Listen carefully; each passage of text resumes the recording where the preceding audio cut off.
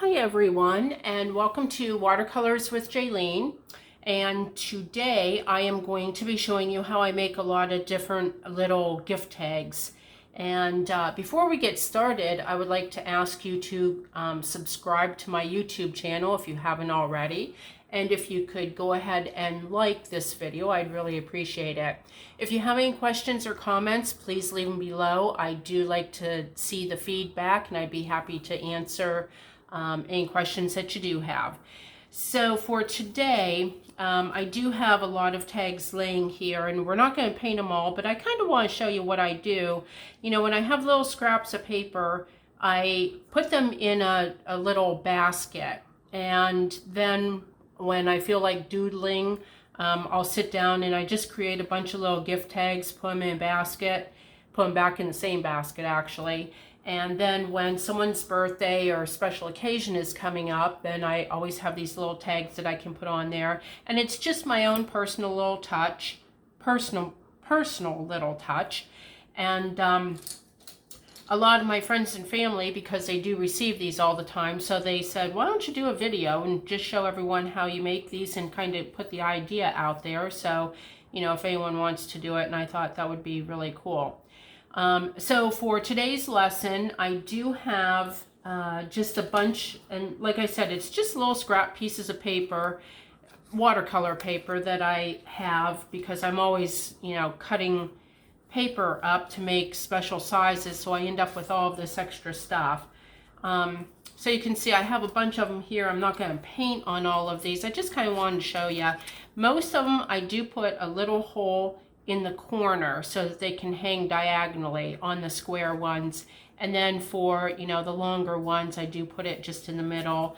Some of them I put 2 holes so that I can put the ribbon through each one and then tie a little bow. So just whatever you want to do, you know, this is just being very creative. There's no patterns, there's no specific color palettes that I'm using. It's just whatever comes to mind. So I'll move these aside and just kind of show you, you know, the basics of how to do it. So we'll start with a couple of different sizes. I think I'll do, we'll start with these 3, and we'll go from there. So you'll notice on all of these that I do like to start with a background color. You know, just give it a little background to start it with. If you want to draw a design or paint a design without a background color, that's fine. You know, it's all whatever you prefer. So, oh, and then, so I do have my papers. I have a number 8 round brush. I have a number 1 round brush, and also a number 6 round brush. I don't know if I'll actually be using them all, but I have them here just in case. And then I also have one of my Micron, this is an O2 nib, so it is very fine. So I have my O2 nib. I also have a Sharpie permanent marker, and this is a Sharpie fine point. And I do make sure that I always use waterproof markers, so that if I draw the design first and paint over it, then I don't have to worry about smearing. So I also have a little jar of clean water. Today's paint set is a little different. I've been using my Winsor & Newton. However, today I have just a pan of paints, and these are tube paints, and these are actually Grumbacher paints. So it's kind of the basic colors, a yellow, orange, couple different, well, a permanent rose, and then a red, a green, blue, purple. So there again, whatever colors you want to use, you know, have at it. So I guess I am going to start with my number 8, and to do the background colors on these, I'm just going to grab one of these real quick. You know, to do the background color, it's just very, very light of a color, okay, so that when it dries, it is very pale. And you can see that one is a very light orange, and I don't want that to get out of focus. But I have a very light orange, and then with the red on top of it. And you'll notice like the blue on blue, it is both the same blue, and it's a turquoise blue by Grumbacher. I like to do a lot of monochrome colors. So basically the background is just one very, very light layer, and then I drew the sand dollar, and then I added the same color, just another layer of it. So with watercolor paints, and I'll show you that one also. So that's a purple, a violet, and it's the same thing, very light with the violet for the background color. And then to paint the Dragonfly, it's the same color. I just used a heavier amount of paint. So it's very easy to do monochrome, you know, and give it a really cool look. And then again, also, if you want to use, you know, a different color, I'm just looking for one here. Now for this one, I didn't really do a whole lot. It's just light blue, a little bit of a green and yellow, and then I just penned an abstract flower on there. And I do have a YouTube video of that abstract flower that's it looks a little bit different, but it's the same design. And I believe I have the traceable for that on my Patreon page as well. I'll double check that. If it's not on there, I will go ahead and put it on. And then this one, it's just a very light permanent rose that I did in the background, and then a little bit darker of the permanent rose. I kind of just, you know, swirled it around inside those two hearts, and then I used an orange. And on this one, I thought doing the black polka dots would be pretty cute and whimsical. So, you know, like I said, just use your imagination and have fun with it. So I think on this one, I'm going to do just a real light blue. So I have a little bit of paint on my brush, a little bit of paint and a lot of water. And I'm just going to go through and paint a background. It doesn't have to be perfectly square, perfectly round. It doesn't have to be. You know, you just want that color on there. Okay, so there's that one. And then for this one, I think I'm going to do this pretty similar to the little hearts that I have on here, just to show you. So for that one, just a little bit of permanent rose. And it's just real quick. You can barely even notice it. And I just kind of rub it around on there. Now I do want just a little bit of a contrast. So I dabbed just a little bit more paint on there, and we'll let that kind of dry and blend as it's drying. So I'm going to set that aside. And then for this one, I am going to do just a very light of the lavender. Okay. And I think for this one, I'll do just a little rounded. So kind of round my edges a little bit, make it almost like an oval. All right, so I have those three, and we're gonna let those dry for a bit. So what I had done before is I did paint some so that they could be nice and dry by the time I started the video, and we wouldn't have to sit and wait. So what I'm going to do, I think I'm going to do the hearts one again, and we'll get started with that, and I'll show you how quick and easy this is and how much fun it is. So I have just a very light permanent rose on there, and then I want to draw three hearts, and not perfectly done. So we'll just kind of go like this. And then the second one, I think I'll do just a little smaller. And this one, maybe a little bit of a curly Q to it, just to make it fun. So I have my three little hearts drawn if you wanted to do little ladybugs or little flowers, little anything. And then I'm going to, of course, put in some of my dots. You'll see if you've watched other videos of mine, I really like to put dots on everything. I think they just add a bit of whimsy to a lot of the paintings that I do. Okay, so we have those on there. And see, that's why it's important to use permanent marker, so you don't have to worry about it, you know, blending when you start to add other water or paint to it, wet paint. So I do have my red, and I'm doing this one pretty much the same way that I had done that other one. And I'm just painting the inside of it. I don't want it to be perfect to the edges. And then this one, I'm even going to go outside the edges a little bit, just to make it look a little sloppy, I guess you could say, for lack of better words. And then for the middle one, I'm going to grab a little bit of orange. And I think I want just a little bit more. So kind of run that down the tail. Now keep in mind, and I've mentioned it in many of my other videos, that with watercolor, as it dries, it does lighten up. So don't be afraid to put the second and third coats on a little bit heavier, because they will dry lighter. Now that first coat, you do want that to be fairly light. Okay, so for this one, I'll tell you what I'm going to do is I'm going to grab my number 8 round brush. And on this one, I'm going to do a very basic turtle. And I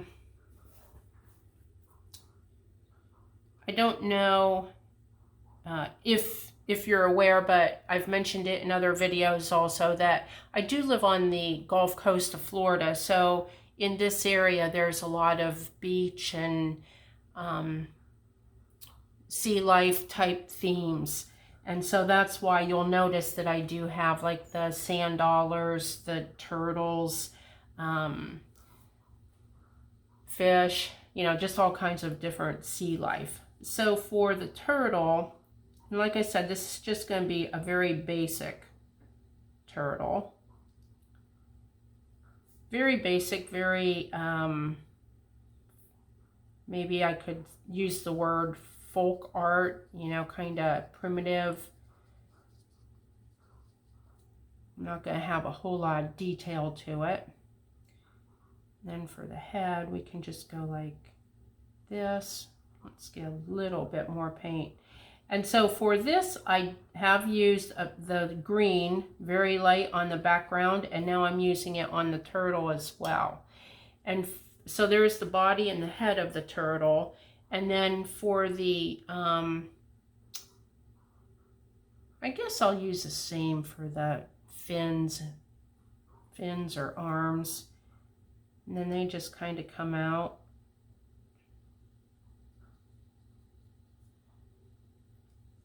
And then over here we can do the same.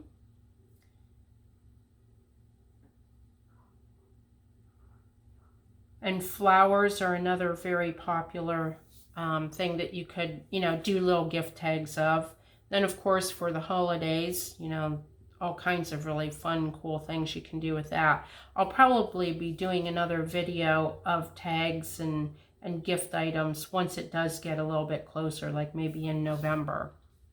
Okay, so we have that, and I do want that to dry for a couple minutes because I'm going to add a couple other colors onto that just to give the shell of the turtle a little bit of texture. And then I'll be using the marker again for some of the details like the eyes and such. And then for this little one, now this is a very, very light orange that I had put down.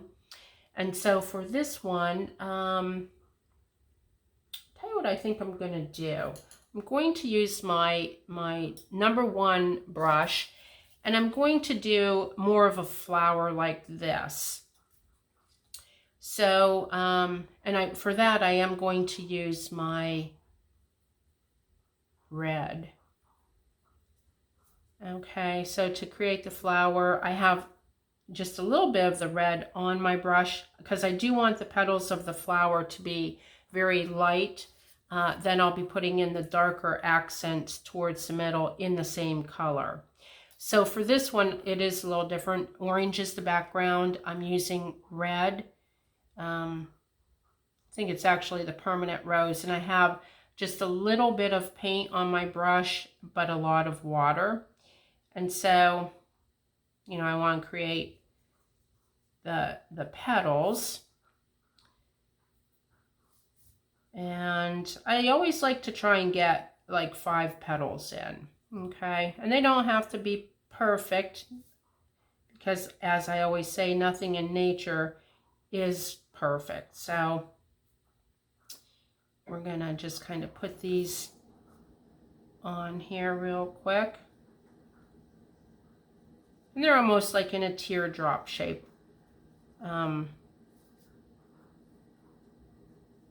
You know, going towards the middle.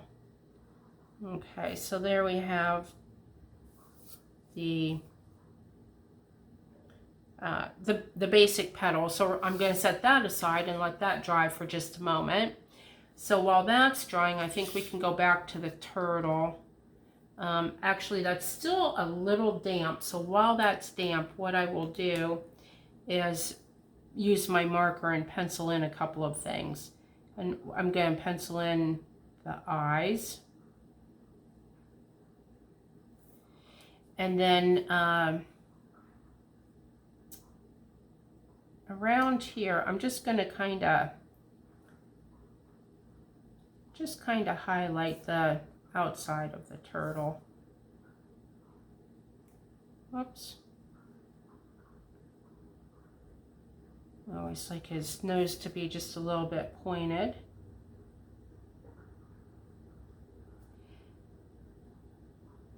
And a lot of times I do like to kind of outline a lot of these just to keep that whimsical look. If you don't want to outline them, that's fine. Okay, and then I'm gonna just draw in a little bit of a shape on his shell, because you know turtles do have they're pretty textured. Their shells are pretty textured. So while that, I'm going to set that aside because I do want it to dry just a little bit more. I don't want my next layer of colors to run in on it. We've got a little. Okay, so I think that's dry enough because we did it very lightly. So now for the next part of this, I'm going to use that same permanent rose color. And now I have a little more paint on my brush, not quite as much water. And then towards the center of each petal, just with your #1 brush or whatever brush you do like to use, I would say it should be a pretty small one. Just kind of dab in, you know, some veins, lines, veins, and they can come out towards the top, and you may even want to add just a couple little, you know, a couple little lines towards the top to give it a little bit of a texture. And there we go. So I think that's about enough for the accent color. All right, so while that's drying a little bit, I'm just going to add a couple of leaves. I'm not even going to add a stem. I'm just going to add leaves around the edge. And, you know, they're kind of a loose looking leaf also. Okay. And there again, they just, when you're doing a leaf, I'm doing just a very loose, basic looking leaf. And so it doesn't have to be real perfect or anything. And I just push down on my brush and then sweep it out. Okay. So that should be good. And if there's, you know, on one of them, there could be more paint where it's a little bit darker. That's perfect. you know, to give it a little bit of an abstract or textured look. So now with my, now this is a Payne's Gray, I'm just going to dot in a couple little dots in the middle, and you can see they're running a little bit into the little lines that I just put in, and that's okay. So that really is it for that particular one. So we'll set that aside. Okay, and then we'll bring back the turtle. And now, once again, with my small brush, I'm going to take the same green, and it's just a heavier amount on my brush. And I want to do just a couple of dots going down the fins, and as they towards the body, they're larger, and then as they go away from the body, the dots get smaller. And just take it down through there. And then for around the edge of the shell, I'm just going to kind of squiggle in. They're just kind of like texture marks, really. And I'll make sure that you can see exactly what I am doing.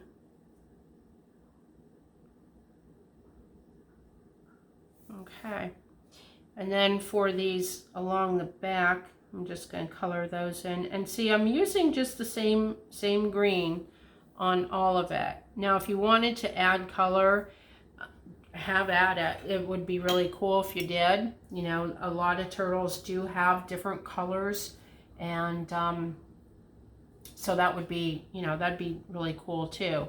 If you, and I did get a little bit of paint off to the side, and you know what, that's fine. I don't mind it a bit. It adds a little bit to it. So what else do we have? I did a little Ladybug also, and so here again, it's just the very light in the red for the background, and then it's that same permanent rose, and then I used my marker to draw the head, the spots on the back and the line. And then for this one, I did add a black and white cord to that, just because I thought it went nicely with the theme.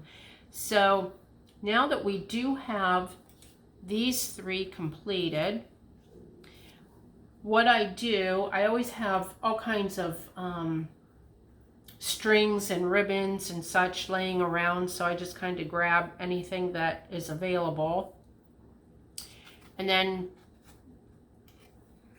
we just add the little string to it. Now my sister-in-law, she absolutely loves turtles, and she recently had a birthday, so on the little gift I gave her, I did have the turtle, and then I wrote a little saying on the back for her. I think she liked the tag better than the gift itself. That's how much these tags mean to people, and it's fun to do, you know, when you have a few minutes and you want to get creative. This is a great way to spend that time. Then you always have tags to give. You know, when you have a last minute gift to give to someone, you've got tags for it.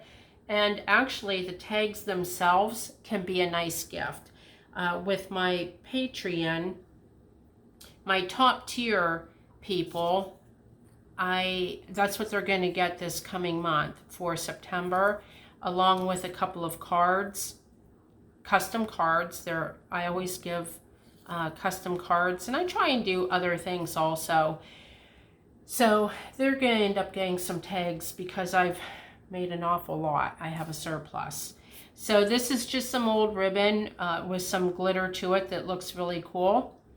And then for this one, I think I'll just use a little bit of raffia, you know, to keep it with that organic texture. And let me get that in there. And I hope this doesn't go out of focus. I know I don't have the best equipment. I'm working on that part of it, so bear with me. Okay, so there's that completed one. So just a quick recap of a lot of these. These were the 3 that I just gone through with you. And then here are some of the other ones. The, let's see if I can get them all into the frame here. The Dragonfly, just a funky flower. And then that's a nice blue flower. And this is a fun, whimsical design. And then, of course, my little Ladybug and my sand dollar.